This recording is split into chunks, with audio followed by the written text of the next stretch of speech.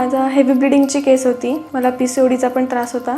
याच्या आधी पण मी ॲलोपॅथीच्या डॉक्टरकडे गेलेली, तर मला त्याचा काही रिझल्ट जाणवला नाही. रुहती आयुर्वेदच्या मेडिसिनने माझा त्रास खूप आता कमीसा झालेला आहे. माझे पिरियड्स नॅचरली येतात. माझं ब्लिडिंग 4च दिवस होतं. मला त्याच्यात काही विकनेस वगैरे काहीच जाणवत नाही. माझं नाव राधा भारंबे, माझं वय 18. मला रिलेटिव्सने रुहती आयुर्वेदमध्ये येण्यासाठी कन्सल्ट केलं आणि मी तिथे आली आणि माझा हेवी ब्लिडिंगची केस होती. मला PCODचा पण त्रास होता.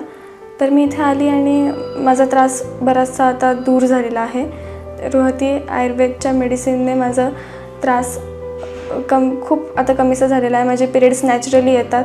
माझं ब्लिडिंग 4च दिवस होतं. मला त्याच्यात काही विकनेस वगैरे काहीच जाणवत नाही. याच्या आधी पण मी ॲलोपॅथीच्या डॉक्टरकडे गेलेली.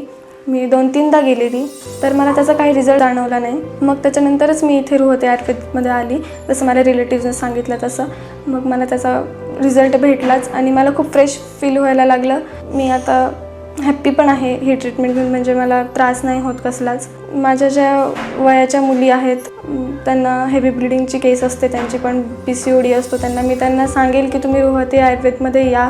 तुम्हाला तिथे खूप नक्कीच छान रिझल्ट भेटेल. जी तुमची नॅचरली ब्लिडिंग व्हायला पाहिजे ते तुमचं होईल. ॲलोपॅथीमध्ये जाऊन ते डॉक्टर फक्त तुमचे पिरियड आणतात किंवा ब्लिडिंग थांबवलं जातं.